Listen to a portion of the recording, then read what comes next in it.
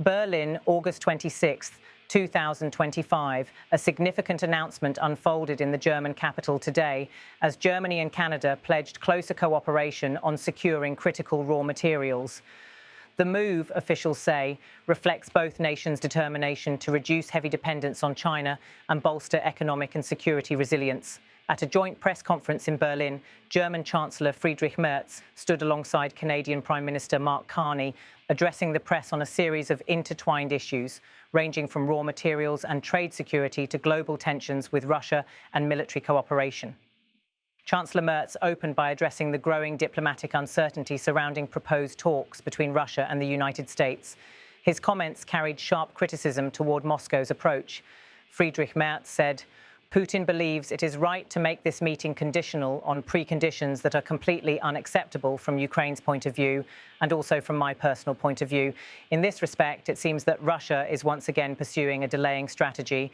If such a meeting does not take place, as agreed between Trump and Putin, then the ball will be back in our court, by which I mean the Europeans and the Americans. We will then discuss the matter again." The Chancellor made clear that Berlin, along with Washington and other European capitals, views Russia's posture as an attempt to stall progress. He stressed that while negotiations are not ruled out, Moscow's tactics cannot dictate terms at the expense of Ukraine's sovereignty. Building on this point, Merz emphasized that the responsibility for any breakthrough rests squarely with the Kremlin. Friedrich Merz added, "It is now up to Moscow. If the Russian president is serious about putting an end to the killing, then he will accept the offer. If the Russian side fails to take this step, then more pressure will be needed. In this case, we in the European Union are working on further sanctions. The American president has not ruled out further punitive tariffs either." His words underscored a dual message. Europe remains open to diplomacy, but is equally prepared to increase pressure through sanctions and economic measures should Russia remain unyielding. Turning from geopolitics to economic partnership, Merz announced a development that marks a milestone in transatlantic cooperation. He confirmed that both governments had finalized a memorandum of understanding aimed at securing raw materials vital to modern industries. Friedrich Merz stated, "Our economy ministers are signing a German-Canadian memorandum of understanding today on cooperation in the raw materials sector. This is a cooperation that I very much welcome and that we support. It is a positive step towards strengthening our economies and making them more secure." For Berlin, the agreement represents a deliberate effort to diversify supply chains. Europe's dependence on imports of critical minerals, from rare earth elements to battery components, has long been a vulnerability. By partnering with Canada, one of the world's most resource-rich nations, Germany seeks not only security of supply, but also a strategic hedge against disruptions tied to China. The Chancellor described the initiative as an essential step in de-risking Europe's economic model, especially as industries ranging from automotive to energy transition increasingly rely on secure and sustainable raw material access. Prime Minister Mark Carney used the platform to highlight Canada's own priorities, particularly in the field of defence. He revealed details about Ottawa's ongoing plans to modernise its submarine fleet, stressing both its strategic significance and the careful process underway to select key partners. Mark Carney explained, "We're in the process of renewing our submarine fleet, so it is one of our most important defence initiatives. We've been running a process. There's a wide range of interest in helping us with this. We have narrowed the list to 2 finalists." Carney's remarks signalled that Canada views the project as central to safeguarding its territorial waters and projecting stability across 3 vast maritime zones. He further elaborated on the remaining options under consideration. Mark Carney added, "So the German-Norwegian partnership is one of the 2 finalists for this, consistent with the cooperation potential that we have and consistent with Canada fully fulfilling its responsibilities on all 3 of our coasts, the Atlantic, the Pacific and, of course, the Arctic. For Canada, the choice reflects not only a technical procurement decision, but also a political statement, affirming NATO alignment and reinforcing transatlantic defence integration at a time of heightened global instability." The day's announcements, though focused on agreements and cooperation, carried broader strategic weight. For Germany, securing access to Canada's resources is part of a long-term strategy to shield its industries from geopolitical disruptions. For Canada, deepening defence ties with Germany and Norway situates Ottawa firmly within a framework of allied security commitments. Observers noted that both leaders used the occasion to project resolve, Merz toward Moscow, warning that sanctions remain on the table, and Carney toward Canadian citizens and allies, underscoring military readiness. The timing of the announcements was also significant.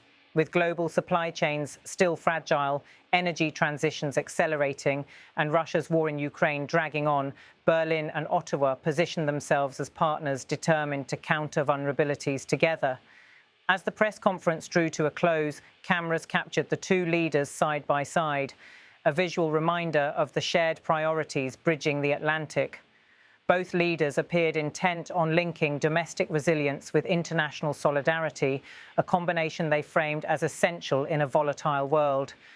In sum, Germany and Canada's pact on raw materials, alongside Canada's defence modernisation agenda, represents more than policy paperwork. It is a reflection of the broader shifts in global politics, where economic security, military preparedness and diplomatic firmness increasingly converge. Chancellor Merz summed it up succinctly when he said the memorandum is a positive step towards strengthening our economies and making them more secure. For his part, Prime Minister Carney framed Canada's submarine programme not only as defence procurement, but as a commitment to responsibility across the Atlantic, the Pacific and, of course, the Arctic. Together, their words captured the spirit of a day where Berlin and Ottawa underscored not just cooperation, but conviction. Putin hält es für richtig, dieses Treffen an Vorbedingungen zu knüpfen, die aus der Sicht der Ukraine, auch aus unserer, auch aus meiner persönlichen Sicht völlig inakzeptabel sind. Insofern scheint es hier wieder erneut eine Verzögerungsstrategie auf der russischen Seite zu geben. Wenn es zu einem solchen Treffen nicht kommt, wie zwischen Trump und Putin vereinbart, dann liegt der Ball wieder bei uns. Ich meine damit bei den Europäern und bei den Amerikanern. Wir werden dann erneut darüber beraten, Präsident Trump an einen Tisch zu setzen. Es ist jetzt Moskau am Zug.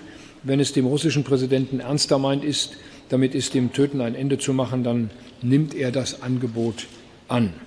Bleibt dieser Schritt der russischen Seite aus, dann braucht es noch mehr Druck. Für diesen Fall arbeiten wir in der Europäischen Union an weiteren Sanktionen. Der amerikanische Präsident hat weitere Strafzölle ja auch seinerseits nicht ausgeschlossen. Ja, meine Damen und Herren, nutzen. Unsere Wirtschaftsminister unterzeichnen heute eine deutsch-kanadische Absichtserklärung zur Zusammenarbeit im Rohstoffbereich. Auch das ist eine Zusammenarbeit, die ich sehr begrüße und die wir unterstützen. Das ist ein guter Schritt, um unsere Volkswirtschaften zu stärken und auch sicher zu machen. Previously, we're in the process of renewing our submarine fleet. So it is one of our most important defense initiatives. We've been running a process. There's a wide range of interests in helping us with this. We have narrowed the list to two finalists and later today. The German-Norwegian partnership is one of the two finalists for this, consistent with the cooperation potential that we have and consistent with Canada fully fulfilling its responsibilities on all three of our coasts, the Atlantic, the Pacific, and of course the Arctic. And the other